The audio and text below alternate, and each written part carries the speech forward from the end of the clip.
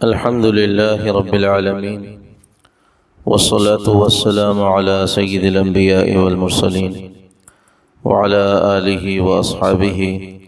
وأزواجه وذرياته وأهل بيته أجمعين. أما بعد، فأعوذ بالله من الشيطان الرجيم. بسم الله الرحمن الرحيم. ألم تر كيف فعل ربك بأصحاب الفيل ألم يجعل كيدهم في تضليل وأرسل عليهم طيرا أبابيل ترميهم بحجارة من سجيل فجعلهم كعصف مأكول. میرے محترم دوستوں، بزرگوں، عزیز دینی ایمانی بھائیوں اور ماں اور بہنوں، آج ہم قرآن پاک کی آخری صورتوں میں سے 10ویں نمبر کی سورۃ الفیل کا تذکرہ کر رہے ہیں۔ اللہ تبارک و تعالی نے اس سورت کے اندر اپنے غیبی نظام کو اور کس طرح اللہ تبارک و تعالی اپنے باغیوں اور نافرمانوں کو ان کے انجام تک پہنچاتا ہے، اور اللہ تعالیٰ کسی انسان کا، کسی طاقت کا، کسی حکومت کا، اور اللہ تبارک و تعالیٰ کسی فرد کا محتاج نہیں ہے، بلکہ وہ اگر چاہے تو کام پرندوں سے لے لے اور پرندے وہ کام کریں جو انسان بھی نہ کر پائیں۔ سورۃ الفیل کا جو نام ہے، فیل کے معنی عربی میں ہاتھی کے آتے ہیں، اور یہ واقعہ جو پیش آیا تھا حضور اکرم صلی اللہ علیہ وسلم کی ولادت سے بس 50-55 دن پہلے پیش آنے والا یہ عجیب و غریب واقعہ ہے، جس کو اصطلاح میں اور اصطلاحی زبان میں ارہاس کہتے ہیں، یعنی ایسے معجزے اور ایسے واقعات خلاف فطرت اور خلاف نظام قدرت جو نبی کی پیدائش سے پہلے یا اس کی نبوت سے پہلے واقع ہوں، انہیں ارہاسات کہا جاتا ہے، اور جو نبی کو نبوت ملنے کے بعد معجزے ظاہر ہوتے ہیں انہیں معجزہ کہا جاتا ہے۔ ابرہہ یمن کا حاکم، اس نے بیت اللہ پر چڑھائی کی تھی۔ اس واقعے کو تفصیل سے سنانے سے پہلے میں سمجھتا ہوں کہ اس کے تانے بانے جو ایک دوسرے سے جڑے ہیں، میں ان کو تھوڑا سا پیچھے لے کر جاؤں۔ یمن بیت اللہ کے اور مکۃ المکرمہ کے سیدھی جانب ایک علاقہ ہے جو بہت ہی زیادہ قدیم اپنی تاریخ رکھتا ہے۔ یہاں کی قوم سبا بہت زیادہ مشہور ہوئی، جس کی تاریخ حضرت عیسیٰ علیہ السلام سے 2500 سال قبل تک کی ملتی ہے۔ یہی وہ قومیں ہیں یمن کی جنہوں نے اپنا نام ملک رکھا تھا، اور پھر اسی پر حضرت سلیمان علیہ السلام کی بلقیس سے جو ملاقات ہوئی تھی وہ بھی ملکہ سبا تھی۔ یہ قوم سبا یمن کی قوم تھی۔ انہوں نے حضرت عیسیٰ علیہ السلام سے 600-700 سال پہلے ایک زبردست ڈیم بنایا تھا اپنے علاقے میں، اور معارب جس کا نام تھا اس کی بنیادیں رکھی تھیں، اور اسی ڈیم کے پانی کی وجہ سے یمن کا یہ سارا علاقہ اور سبا کی یہ ساری حکومت انتہائی مالدار اور انتہائی طاقتور، بلکہ ایسا زبردست عروج ان کو اس زمانے میں حاصل ہوا تھا کہ انہوں نے عرب کے اندر، عرب کے باہر علاقوں میں اپنی دھاک جمائی تھی، اپنی تجارتیں انہوں نے بہت شاندار سمندروں کے ذریعے سے ملکوں میں پھیلائی تھیں۔ ایک زمانے تک ان کا عروج چلا۔ حضرت عیسیٰ علیہ السلام کی ولادت سے 300 سال کے بعد تک کا دور یمن والوں کا اور ملکہ قوم سبا کا ایک شاندار دور تھا، جس میں ان کی حکومت، ان کی تجارت اور ان کا رعب اور ان کا دبدبہ ساری دنیا پر زبردست چلتا تھا۔ ان کا ایک نام تھا اور ان کا ایک کام تھا تجارتوں کے لائن سے۔ پھر اسی یمن پر حضرت عیسیٰ علیہ السلام کی پیدائش سے 300 سال کے بعد حمیر اور قحطانی لوگوں نے یہاں پر قبضہ کیا، ان کو آباد کیا۔ یمن کے اطراف میں مصر و شام اور ایران کی حکومتیں تھیں، ایک طرف رومن امپائر اور دوسری طرف پرشین امپائر، ایک طرف قیصر روم اور دوسری طرف ایران۔ 300 سال تک کی ان کی حکومت کا دور حضرت عیسیٰ علیہ السلام کی ولادت کے بعد سے شاندار چلا، اور وہیں سے پھر ان کی حکومت کو زوال آنا شروع ہوا۔ آپس میں خانہ جنگیاں چلیں، حبشیوں نے ان کے اوپر، چونکہ سمندر کے قریب سے حبشہ ان کو لگتا تھا، انہوں نے رومیوں کے ساتھ اتحاد کر کے حبشیوں نے ان پر قبضے کیے، اور پھر یہ ان قبضوں سے باہر آتے رہے، یہاں تک کہ حضور اکرم صلی اللہ علیہ وسلم کی ولادت سے 120 سال پہلے وہی ڈیم جو ایک یمن کی تجارت، یمن کی خوشحالی کا بہت زبردست ذریعہ تھا، اس ڈیم کے اندر ایک زبردست رخنہ پڑا اور وہ پھوٹا، اور ایک عظیم سیلاب آیا جس کو قرآن پاک نے سیل عریم کے نام سے یاد کیا ہے۔ لَقَدْ كَانَ لِسَبَإٍ فِي مَسْكَنِهِمْ آیَةٌ جَنَّتَانِ عَنْ يَمِینٍ وَشِمَالٍ، کہ اس قوم سبا کے مکانات ایک نشانی تھے، دائیں بائیں ان کے باغات تھے۔ کُلُوا مِن رِزْقِ رَبِّکُمْ وَاشْکُرُوا لَہ، ان سے کہا گیا تھا کہ کھاؤ اپنے رب کا رزق اور شکر کرو۔ یہ پاکیزہ شہر ہے اور اللہ کی طرف سے رزق ہے، لیکن انہوں نے نافرمانی کی، جس کی وجہ سے ایک سیلاب آیا، اور ایک زبردست سیلاب نے بستیوں کو ویران کر ڈالا، قبائل کو ادھر ادھر تباہ کر کے رکھ دیا۔ اس کے بعد پھر یہی یمن کے اندر یمنی حکومتیں چلتی رہیں، حمیر کا، ملوک حمیر کا قبضہ چلتا رہا، یہاں تک کہ 523 عیسوی میں یہاں پر ایک بادشاہ تھا یوسف ذو نواس،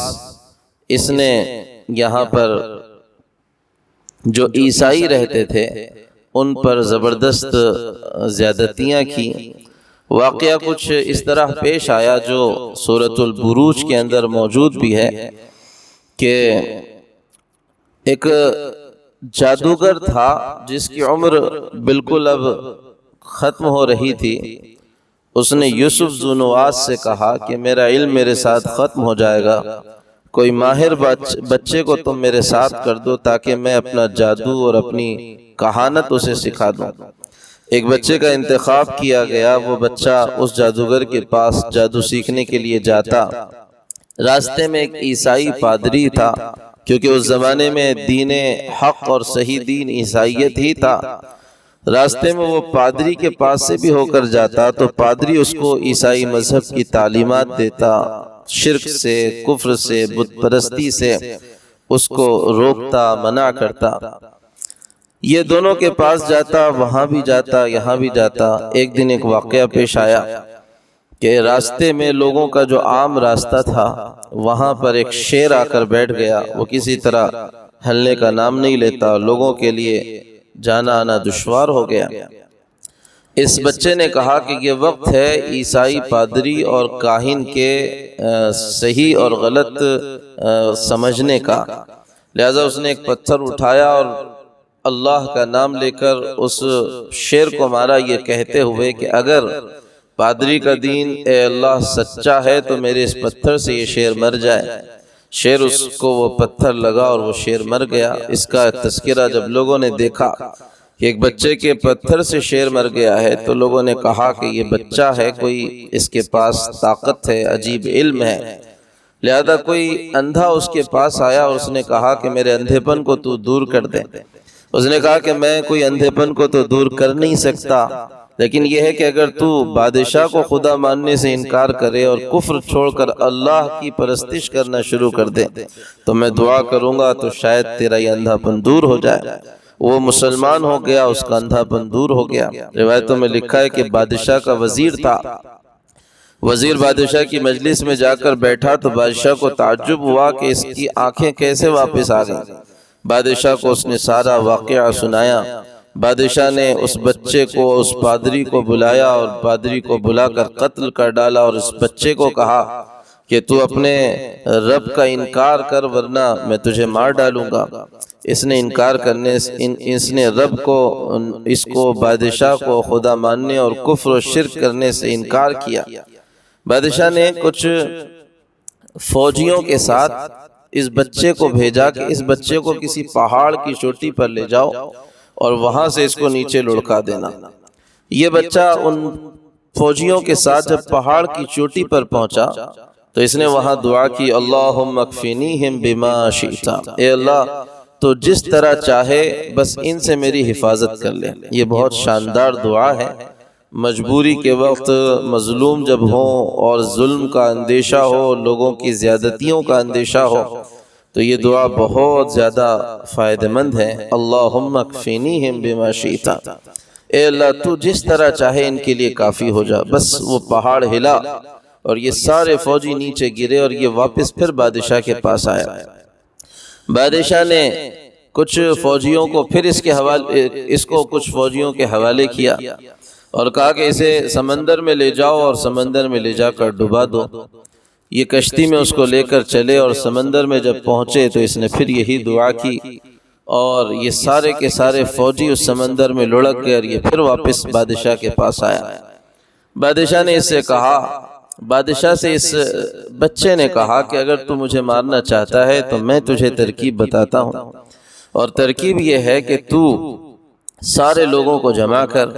ان کے درمیان مجھے کھڑا کر اور میرا ہی یہ تیر ہے اپنے کمان میں رکھ اور میرے رب کا نام لے کر تیر چلا، میں مر جاؤں گا۔ بادشاہ نے سارے کے سارے لوگوں کو جمع کیا، سارا جمگھٹا اس بچے کے قتل کو دیکھنے کے لیے جمع ہوا، اور پھر تیر اس کمان میں رکھ کر بادشاہ نے بسم اللہ رب ھذا الغلام کہہ کر تیر چلایا کہ اس اللہ کے نام جو اس غلام کا رب ہے۔ بادشاہ کا یہ تیر چلانا، اس بچے کو وہ تیر لگا اور وہ وہیں پر انتقال کر گیا۔ لوگوں نے جب یہ ماجرا دیکھا تو لوگوں نے سمجھ لیا کہ اصل اللہ اسی بچے کا خدا ہے اور وہی رب ہے، لہذا ساری قوم نے چلا کر اسی وقت کہا کہ ہم کفر و شرک سے انکار کرتے ہیں اور اس خدا پر ایمان لاتے ہیں جو اس بچے کا خدا تھا۔ بادشاہ نے ساری قوم کو متنبع کیا اور سمجھ گیا کہ اس بچے نے بہت زبردست چال اس کے خلاف چلی ہے، اور جب قوم نے بادشاہ کی بات کو ماننے سے انکار کیا تو بڑی بڑی خندقیں اس نے کھدوائیں اور خندقیں کھدوا کر اس میں آگ جلائی، اور قوم 20,000 کے قریب لوگوں کو اس نے ان خندقوں کے اندر جلا دیا، جس کو سورۃ البروج کے اندر اللہ تعالیٰ نے ذکر کیا ہے، قتل اصحاب الاخدود، کہ لعنت ہو ان خندق والوں پر جنہوں نے ایمان والوں کو اس طرح جلایا۔ کچھ لوگ بچ کر روم کے بادشاہ کے پاس پہنچے اور یہ سارا ماجرا انہوں نے سنایا۔ روم ایک عیسائی سلطنت تھی اور عیسائیت ہی اس وقت کا ایک مذہب تھا، صحیح مذہب، اگرچہ کہ اس کے اندر خرابیاں آئی تھیں۔ عیسائی بادشاہ نے، جس کا نام گسٹینن اس وقت کا بادشاہ تھا، اس نے حبشہ کو، جو یمن سے لگ کر ہے، بیچ میں بالکل ایک سمندر آتا ہے صرف، ان کو کہا کہ وہ یمن پر چڑھائی کریں۔ لہذا حبشہ کے بادشاہ نے ابرہہ اور اریات نامی 2 گورنروں کو بھیج کر 70,000 کی فوج کے ساتھ یمن پر پھر سے حملہ کیا اور ذو نواس کو اس کے انجام تک پہنچایا۔ کچھ دنوں کے بعد اریات اور ابرہہ کے اندر لڑائی چھڑی۔ ابرہہ نے اریات کو ختم کر کے حبشہ کا، یمن کا مستقل گورنر ابرہہ بن گیا۔ یہ وہی ابرہہ ہے جس نے بیت اللہ پر چڑھائی کی تھی۔ ابرہہ چونکہ ایک کٹر عیسائی تھا اور کفر و شرک کے ایک عظیم سانحے کے رونما ہونے کے بعد یہ جو واقعہ ہوا تھا، حضور کی پیدائش سے 50 سال پہلے یہ واقعہ 525 عیسوی میں ان خندق والوں کا واقعہ ہوا تھا۔ اس نے جب اپنا تسلط یمن پر قائم کیا تو اس نے دیکھا کہ لوگ مکہ کی طرف جاتے ہیں اور وہاں پر بیت اللہ کا طواف کرتے ہیں اور بیت اللہ کو بہت زیادہ عقیدت اور احترام کی نظر سے دیکھتے ہیں۔ اس نے کہا کہ میں لوگوں کو بیت اللہ کا طواف کرنے سے روک دوں گا اور وہاں پر لوگوں کو جانے نہیں دوں گا۔ اس کے لیے اس نے یمن ہی کے اندر ایک کنیسہ بنایا جو بہت ہی شان و شوکت والا اور بہت ہی زیادہ بڑا اور بہت ہی زیادہ عظیم الشان کنیسہ تھا، اور لوگوں کو اس کی طرف آنے کی دعوت دی۔ اس کنیسہ کا تذکرہ اور اس گھر کا تذکرہ جو بیت اللہ کے مقابل میں بنایا گیا تھا، جب عربوں کو پتہ چلا تو بعض عرب کے لوگوں نے یا بعض نوجوانوں نے اس کنیسہ میں جا کر وہاں پر گندگی کر دی رات میں، اور اس کنیسہ کو خراب کر دیا۔ بس یہ دیکھنا تھا کہ ابرہہ نے کہا کہ اصل میں یہ کرنے والے عرب ہیں اور انہوں نے اپنے گھر کے مقابل میں میرے گھر کو خراب کیا ہے، لہذا اب میں چپ نہیں بیٹھوں گا جب تک کہ ان کے کعبہ کی اینٹ سے اینٹ نہ بجا دوں۔ لہذا وہ اسی نیت کے ساتھ بیت اللہ کی طرف ہاتھیوں کو لے کر چلا۔ ان میں خاص ہاتھی تھا جو بہت ہی زیادہ بڑا ہاتھی تھا اور اس کی جسامت عجیب و غریب تھی، اس کا نام محمود تھا۔ اس ہاتھی اور 8 ہاتھیوں کے ساتھ ایک بڑے لشکر کے ساتھ وہ مکہ پر چڑھائی کے لیے چلا۔ راستے میں جو عرب قبائل تھے انہوں نے کچھ مدبھیڑ بھی کی، اس کو روکنے کی کوشش بھی کی، لیکن اللہ تبارک و تعالیٰ کا نظام یہ تھا کہ اللہ تبارک و تعالیٰ ابرہہ کی شکست اور اس کی رسوائی کو ساری دنیا کے سامنے علانیہ ظاہر کرنا چاہتے تھے، نمایاں کرنا چاہتے تھے، بتانا چاہتے تھے ساری دنیا کو کہ بیت اللہ کی طرف چڑھائی کرنے والا اور اس کو بری نظر سے اس کی طرف بڑھنے والے کا انجام کیا ہوتا ہے۔ ابرہہ بیت اللہ کے قریب آیا اور آنے کے بعد اس نے حکم دیا کہ جو مکہ کے اور قریشیوں کے اونٹ چر رہے ہیں،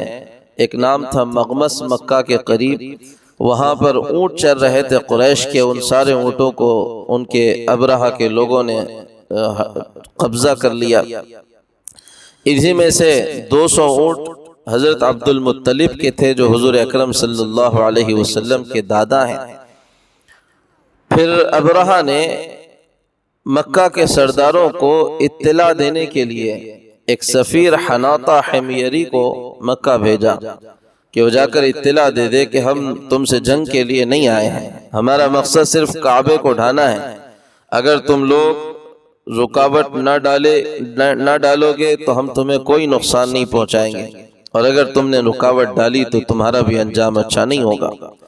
حضرت عبد المطلب کو جب یہ سفیر کے ذریعے سے بات پہنچی تو انہوں نے کہا کہ ہمارے اندر بھی ابرہہ کے لشکر سے مقابلے کی طاقت نہیں ہے، البتہ میں تم کو بتا دینا چاہتا ہوں کہ یہ اللہ کے خلیل ابراہیم کا بنایا ہوا اللہ کا گھر ہے، اور اللہ خود اپنے گھر کی حفاظت کا ذمہ لے گا۔ اللہ تبارک و تعالیٰ سے اگر وہ جنگ کرنا چاہتا ہے تو اسے سمجھ لینا چاہیے کہ اس کا انجام پھر کیا ہوگا۔ عبد المطلب نے کہا کہ میں ابرہہ سے بات کرنا چاہتا ہوں۔ ابرہہ کے پاس عبد المطلب پہنچے تو ان کی جو ایک شان تھی، ان کے چہرے کا جو جلال تھا، اس کو دیکھ کر ابرہہ اپنے تخت سے نیچے بیٹھا، ان کے ساتھ فرش پر بیٹھا اور بات چیت کی۔ عبد المطلب نے کہا، عبد المطلب سے پوچھا کہ کیسے آنا ہوا؟ ابرہہ کے ذہن میں تھا کہ شاید وہ بیت اللہ کے لیے سفارش کرنے آئے ہیں۔ عبد المطلب نے کہا کہ میرے 200 اونٹ تمہارے لوگوں نے قبضے میں لیے ہیں، میں ان 200 اونٹوں کو مانگنے کے لیے آیا ہوں۔ ابرہہ نے کہا کہ جب تم آئے تھے تو تمہاری شان اور تمہاری عظمت کا ایک سکہ میرے دل پہ بیٹھا تھا، لیکن تم نے ایک دم معمولی بات کی ہے، بیت اللہ اور قوم کی بات کرنے کے بجائے اپنے اونٹوں کی بات کر رہے ہو۔ عبد المطلب نے جو شاندار جواب اس وقت دیا تھا، کہا تھا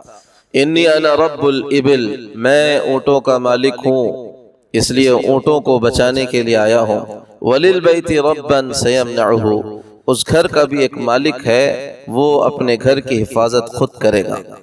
عبد المطلب اپنے اونٹ لے کر واپس آئے، بیت اللہ کا پردہ پکڑ کر اشعار پڑھے، دعائیں پڑھیں اور خوب گڑ گڑایا، اور ساری قریش کو اور بیت اللہ کے اطراف رہنے والوں کو لے کر پھر وہاں سے اطراف کے پہاڑوں پر چل گئے۔ دوسرا دن ہوا، وادی محصر سے یہ آگے بڑھنا چاہ رہا تھا۔ اس کا جو اونٹ محمود نامی اونٹ تھا وہ آگے بڑھنے کے لیے تیاری نہیں تھا۔ نفیل بن حبیب ایک شخص تھے جنہوں نے راستے میں ابرہہ سے مقابلہ کیا تھا، انہوں نے اس اونٹ کے کان میں کہا کہ دیکھ جہاں سے تو آیا ہے وہیں صحیح سالم لوٹ جا، کیونکہ تو اللہ کے بلد امین یعنی محفوظ شہر میں ہے۔ بس یہ سننا تھا کہ وہ اونٹ آگے نہیں بڑھتا، اس کو دائیں لے جایا جاتا، بائیں لے جایا جاتا، پیچھے لے جایا جاتا، وہ دوڑتا، لیکن وہ بیت اللہ کی طرف جب اس کو ہانکا جاتا تو وہ چلنے کے لیے تیاری نہ ہوتا۔ اس کے اوپر ہر قسم کی کوشش کر لی گئی، اس کو مارا گیا، اس کو آنکڑوں اور لوہوں سے چبھنا دیا گیا، لیکن وہ پھر بھی کسی طرح سے ٹلنے کے لیے تیار نہیں تھا۔ اتنے میں اللہ تبارک و تعالیٰ کی طرف سے انتقام کا فیصلہ ہوا، اور دریا کی طرف سے، سمندر کی طرف سے پرندوں کی قطاریں آتی ہوئی لوگوں کو دکھائی دیں، جو پرندے اپنی چونچ اور دو پیروں میں دو کنکریاں جو چنے یا مسور کے دانے کے برابر کنکریاں تھیں، تین تین کنکریاں ہر پرندہ ایک اپنی چونچ اور دو اس کے پیر میں اٹھا کر لایا، جو پرندے کبوتر سے کچھ کم تھے جثے کے اندر، اور بس سارے ابرہہ کے لشکر کے اوپر یہ پرندے چھا گئے، اور انہوں نے ان کنکریوں کو جو چھوڑا